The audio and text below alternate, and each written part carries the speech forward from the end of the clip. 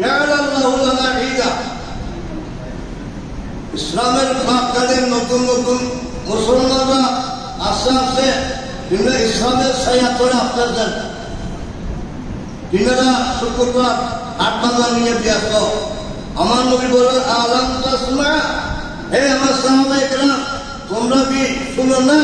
ইন্না হাযাল ইয়াউমু জাআলাল্লাহু লানা ঈদা। সুবহানাল্লাহ।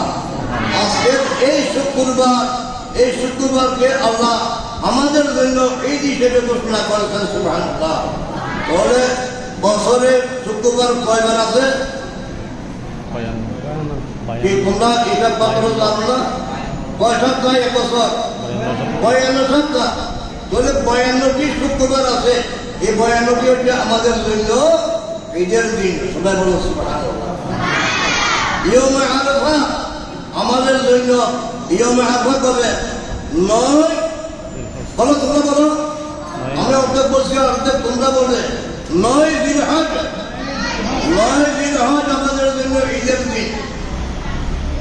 আর আজকে খানার দলেরা, এটা তো আমাদের ভাগ্যের নির্মম পরিহাস।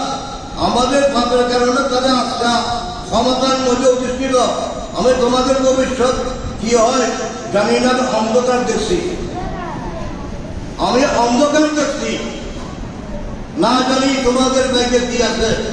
আল্লাহ না করে তো শোনারে মুসলমান যদি ক্ষমতার মধ্যে অধিষ্ঠিত হয়, এই ঈদ করার এটাও পালন করার সুযোগ তোমরা লাভ করবে না। বিভিন্ন অজুহাতে এটাও বন্ধ করার পায়খানা তারা করবে।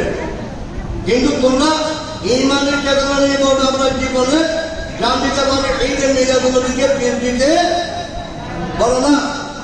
ঈদের মিলাদুন্নবীকে আমরা পেশ দিতে পারবো না।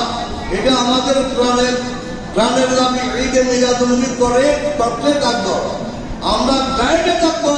নবীর শান আমাদের ফের উপর পৃথিবীতে কারো সাধ্য নাই। এই হোসা মসজিদ মাদ্রাসা ও খানাকা হেদর ওয়াইদুয়াদে ফের কাল ও মুস্তাফা।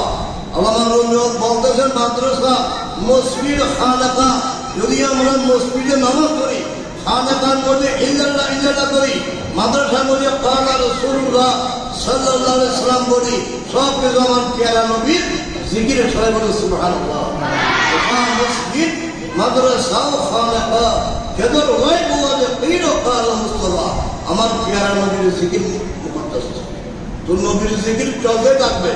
আমি শত বাধা দিলেও আল্লাহ জমিন রাখবে একজন ইমানদারের জন্য।